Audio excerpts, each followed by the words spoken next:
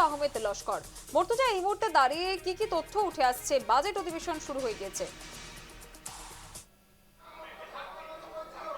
একেবারে অর্থাৎ সমাজশ্রী বাজেট অধিবেশনের আজ প্রথম দিন এবং প্রথম দিনেও দেখা যাচ্ছে যে বেশ কয়েকটি বিষয়, গুরুত্বপূর্ণ বিষয়ে অসম বিধানসভার যে ভিতরে সেটা বিষয় নিয়ে আলোচনা হয়েছে। প্রথমে যদি বলি, আমি কিছুক্ষণ আগে অর্থাৎ এই মুহূর্তে রাইজর দল ও কংগ্রেস বিভিন্ন বিষয় তারা সভা স্থগিতের প্রস্তাব এনেছিল এবং সভা স্থগিতের প্রস্তাব আনার পর সেটা অধ্যক্ষ অর্থাৎ রঞ্জিত কুমার দাস, অসম বিধানসভার অধ্যক্ষ রঞ্জিত কুমার দাস সেটা নাকচ করেছিলেন। কিন্তু তারপরেও কংগ্রেসের বিধায়করা বেরিয়ে আসছেন এবং এই মুহূর্তে বাইরে রয়েছেন কংগ্রেসের বিধায়করা, কেননা তারা রাজ্যের বিভিন্ন ইস্যু অর্থাৎ তারা অভিযোগ করে আসছেন যে বিদ্যুৎ সমস্যা সহ আরো বিভিন্ন বিষয় নিয়ে তারা সভা স্থগিতের প্রস্তাব এনেছিলেন, কিন্তু সেটা অধ্যক্ষ সেই তাদের সভা স্থগিতের প্রস্তাব নাকচ করায় তারা বিধানসভা থেকে এই মুহূর্তে বেরিয়ে আসছেন। তার পাশাপাশি রাইজর দলের দুজন বিধায়ক অখিল গগৈ ও মেহবুব মুক্তার তারাও এই মুহূর্তে বাইরে বেরিয়ে আছেন। বিশেষ করে বলা যায় যে আজকের যে অধিবেশন অর্থাৎ অধিবেশনের যে প্রথম দিন অর্থাৎ বাজেট অধিবেশনের প্রথম দিনে বেশ কিছু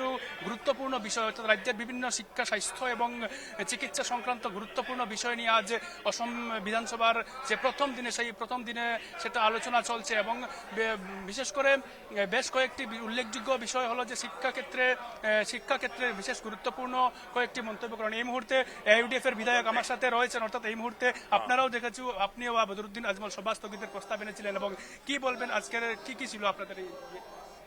আমরা আজকে আমাদের দলের তরফ থেকে মৌলানা বদরুদ্দিন আজমল সাহেব আমি নিজে সদন থেকে প্রস্তাব এনেছিলাম, এটা অ্যাডমিসির উপরে বক্তব্য রেখেছিলাম যে আসামে এখন এরকম একটা রাত চলছে যেটা বলা যায় না, যে আপনার বাংলাদেশি বিতরণের নামে রাতের আন্ধারে এখান থেকে লোক, স্বদেশী লোক, ভারতীয় লোক এখানে জন্ম, তার 14 পিঢ়ি এখানে জন্ম, শো বছর এখানে বসবাস করে, তার বাবা এই দেশের নাগরিক, তার মা এই দেশের নাগরিক, কিন্তু ছেলে আপনি বিদেশি বলে ধরে রাতের আন্ধারে ধরে নিয়ে বাংলাদেশের বর্ডার রেখে আসছে অমানবীয় হবে, যেটা নাকি আপনার হিউম্যান রাইটস ভায়োলেশন করছে আর ইন্টারন্যাশনাল ল ভায়োলেশন করছে।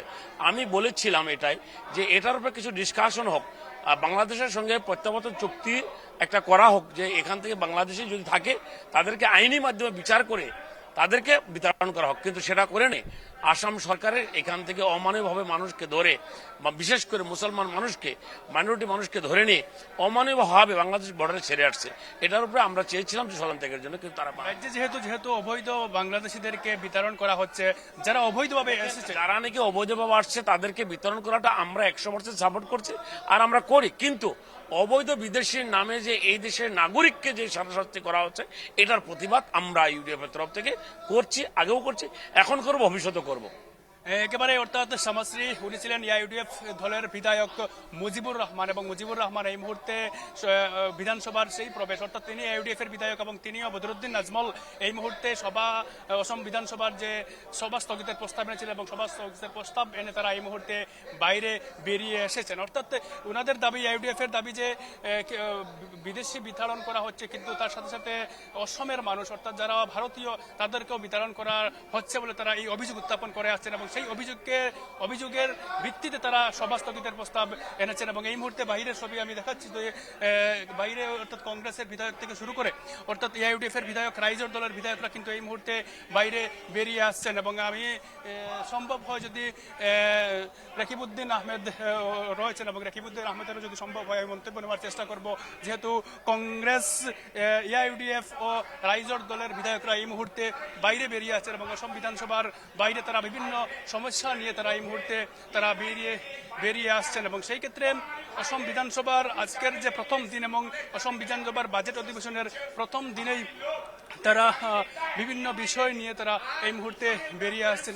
সম্ভব হয় আমি রকিবউদ্দিন আহমেদ এই মুহূর্তে রয়েছেন এবং ट्रांसपोर्ट को बिगाड़ना चाहता है और ये बहुत बड़ा मुद्दा आया है। आज भूटान ने इनकार कर दिया है, इथानॉल यूज नहीं करेगा। गवर्नमेंट का एक्सपर्ट बोलता है इथानॉल से हमारी गाड़ी का कोई खराब नहीं होगा, लेकिन बाकी तमाम एक्सपर्ट बोलता है इथानॉल यूज वाला ऑयल हमारी गाड़ी के लिए बहुत खराब है, स्पीड में कमी आएगा और गाड़ी का इंजन भी खराब हो सकता है। हमारा जो इंजन टेक्नोलॉजी है इंडिया में इथानॉल से बचने वाला टेक्नोलॉजी नहीं बनाया है, पहले ये बनाए इसके बाद इथानॉल को लाए, लेकिन आज इथानॉल के ऊपर प्रयोग करके कौन सा एक्सपर्ट ने क्या स्ट्रेटेजी दिया है, कौन सा दिया? ये बहुत सरासर हिंदुस्तान के ऊपर, सबका ऊपर एक बहुत बड़ा ये जैसे कटले आम এই মুহূর্তে দেখাচ্ছি অর্থাৎ আরেকজন রনুজ পেগু, এই মুহূর্তে শিক্ষামন্ত্রী রনুজ পেগু এই মুহূর্তে বেরিয়ে আসছেন। অখিল গগৈ একটা অভিযোগ উত্থাপন করেছিলেন যে অসমের শিক্ষা ব্যবস্থা নিয়ে অর্থাৎ একটা ভুল তথ্য দিয়েছিলেন বলে উত্থাপন হয়েছিল এবং রনুজ পেগু कि सारा इंडिया में भारतवर्ष में ये एक नेशनल ट्रेंड है और नेशनली 4.4% स्टूडेंट सरकारी विद्यालय में घट गए हैं। उसका कंपैरिजन में हमारे 4.1% और तो नेशनल लेवल से भी हमारा जो एनरोलमेंट डिक्लाइन हुआ है वो कम है। उसका वजह 3-4 वजह है। एक तो यूडाइस के डेटा जो है वो डाटा क्लीनिंग हम लोगों ने लास्ट 3 इयर्स में किया है और डाटा क्लीनिंग के वजह से 3 लाख स्टूडेंट हम लोग का जो घोस्ट स्टूडेंट वो घट गया है। दूसरा बात यह है कि असम में जो हम लोग का फर्टिलिटी रेट है, पूरा देश में फर्टिलिटी रेट वो घट गया है। पहले जो ये नेशनल फैमिली हेल्थ सर्वे जब शुरू हुआ था उस समय वो 3.5 था, वो घट के अभी नेशनली 2.2 हो गया है और असम में उससे भी नीचे 1.9 हो गया है। इसीलिए प्री प्राइमरी और प्राइमरी स्टेज में स्टूडेंट का संख्या घट गया है। लेकिन अगर सेकेंडरी स्तर पे देखा जाए तो असम में स्टूडेंट का एनरोलमेंट सरकारी स्कूल में ये बढ़ गया है। तो कुल मिला के एक इम्पैक्ट है कि 4.1% स्टूडेंट डिक्लाइन हुआ है, लेकिन इसका ये इंडिकेट नहीं करता है कि स्कूल का स्टैंडर्ड है वो घट जाने का कारण ये हुआ है।